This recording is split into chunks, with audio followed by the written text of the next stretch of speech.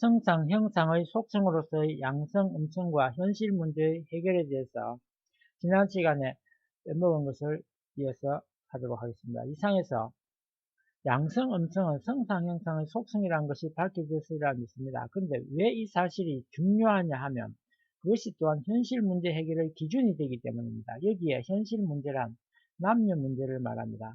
남녀 간의 성도덕의 폐지 문제라든지 철폐 문제라든지 또 부부 간의 불화 문제, 가정 파탄의 문제 등이 그것입니다. 양성, 음성이 성상, 형상의 속성이란 말은 성상, 형상과 양성, 음성의 관계가 실체와 속성과의 관계임을 뜻하는 것입니다. 실체와 속성에 있어서 선차적으로 중요한 것은 실체입니다. 속성이 의거하는 근거가 실체이기 때문입니다. 실체 없는 속성은 무의미한 것입니다. 마찬가지로 성상, 형상은 양성, 음성이 의거하는 근거로서의 실체이며 이 성상, 형상이 없는 양성, 음성은 무의미한 것이 되어버립니다. 인간에 있어서의 성상, 형상이란 현실적으로는 성상, 형상의 통일을 말하는 것으로서 마음과 몸의 통일, 생심과 육심의 통일을 말하며 인격의 완성을 뜻합니다. 그리고 인간에 있어서 양성과 음성의 문제는 현실적으로 볼 때 남자와 여자의 결합을 뜻합니다. 여기서 인격의 완성과 남녀 간의 결합과의 관계가 문제가 됩니다. 즉 남녀의 결혼에 있어서 인격의 완성이라는 조건이 왜 필요한가 하는 문제입니다. 양성, 음성이 성상, 형상의 속성이다라는 명제에 따른다면 남녀는 결혼하기 전에 먼저 인격을 완성해야 한다는 논리가 성립합니다.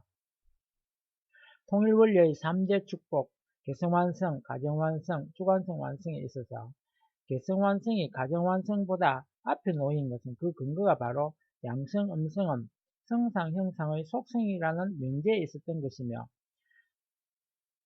사서오경에 나오는 대학의 8조목 중에 수신, 제가, 지국, 평천하에 있어서 수신을 제가 앞에 놓은 것은 이 대학의 저자가 무의식 중에 이 명제를 감지했기 때문으로 보아야 할 것입니다. 오늘 남녀 관계에 관련된 각종 사회 문제, 성도덕의 퇴폐, 가정 불화, 이혼, 가정 파탄, 부녀자 가출, 부녀자 인신매매 등이 속출하고 있는데 이것은 모두 가정 완성 전에 개성 완성이 안 되었기 때문이며 제가 전에 수신이 안 되었기 때문입니다. 이것을 바꾸어 말하면 오늘날 그 해결이 가장 어려운 현실 문제의 하나인 남녀 문제는 가정 완성 전에, 즉 결혼 전에 먼저 남녀가 함께 인격을 완성함으로써 또는 제가 하기 전에 먼저 수신함으로써만 해결할 수 있는 것입니다. 이것은 이미 말한 바와 같이 양성, 음성이 성상, 형상의 속성이다라는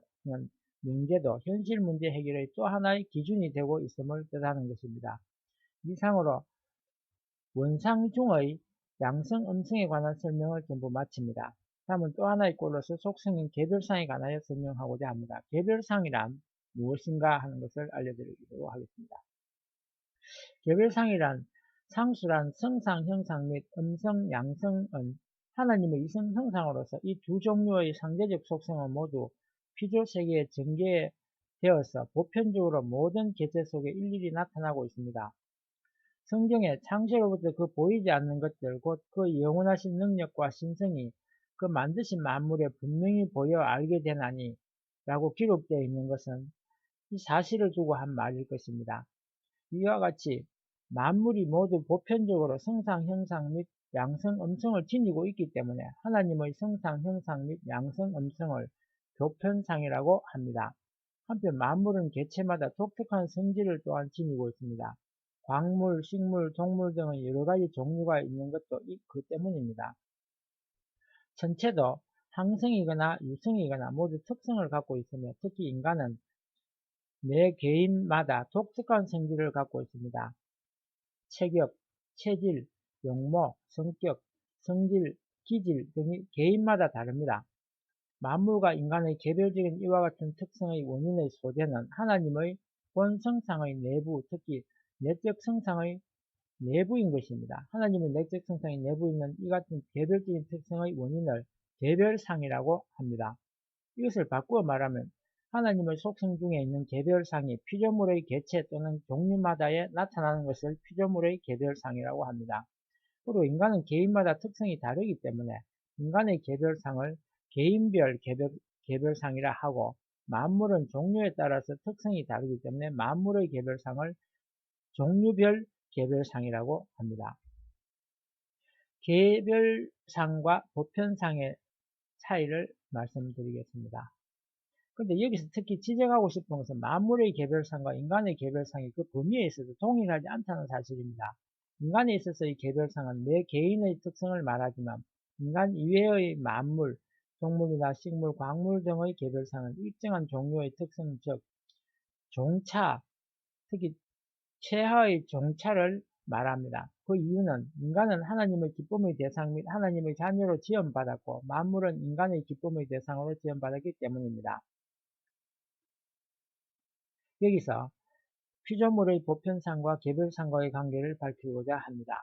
개별상이 아무리 개체의 특성이라 하더라도 보편상과 별개의 특성이 아니며 보편상 그 자체가 개별화된 것입니다. 예컨대 인간의 얼굴이 각각 다른 것은 얼굴이라고 하는 보편상이 개별화되고 특수화된 것이며, 인간의 개성이 각각 다른 것은 성격, 기질이라고 하는 보편상이, 성상이 개별화되고 특수화된 것입니다. 이리하여 인간에 있어서의 개별상이란 내 개인의 보편상이 개별화된 것이며, 이외의 피조물에 있어서는 내 종류의 보편상이 개별화된 것입니다. 피조물에 있어서 이와 같이 보편상의 개별화가 개별상인 것은 하나님의 내적 형상 속에 있는 피조물에 대한 개별화의 요인이, 개별상이 하나님의 성상, 형상 및 양성, 음성을 개별화시키는 요인으로 작용하기 때문입니다.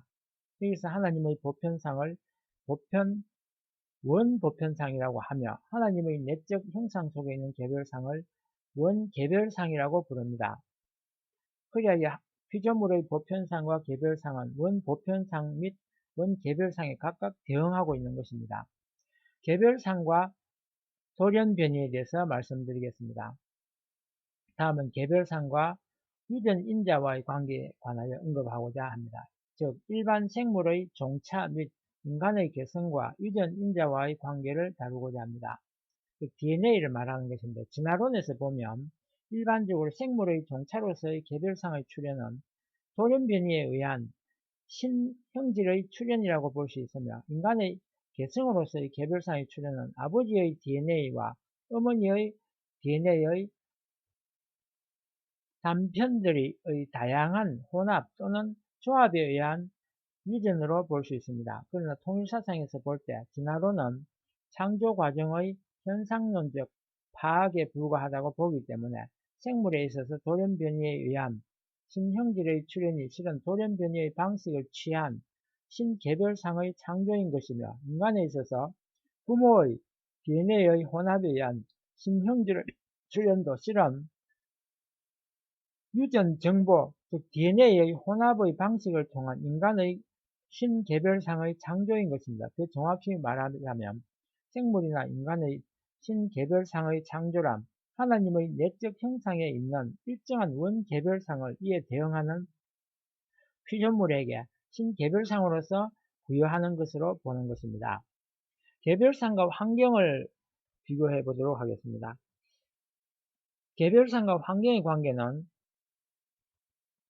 개별상을 지닌 개체가 성장하기 위해서는 환경과의 사이에 부단한 수수관계를 맺지 않을 수 없습니다. 즉 개별상을 지닌 개체는 환경과의 수수작용에 의해서 변화하면서 성장, 발전합니다. 이것은 수수작용의 결과로서 반드시 합성체 또는 신생체가 형성된다는 수수법의 원칙에 의한 것입니다. 따라서 한 개체의 특성은 원칙적으로 선천적인 것이지만 그 개별상의 일부는 환경 요인에 의해 변화되어서 마치 후천적으로 형성된 특성인 것처럼 느껴집니다.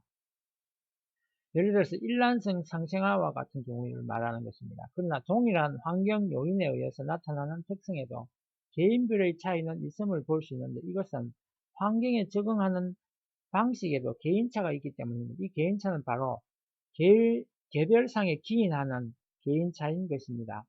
이와 같이 개별상의 일부가 변형되어서 후천적으로 형성된 특성처럼 나타난 것을 개별 변상이라고 합니다. Individual Changes Image라고 하는 것입니다.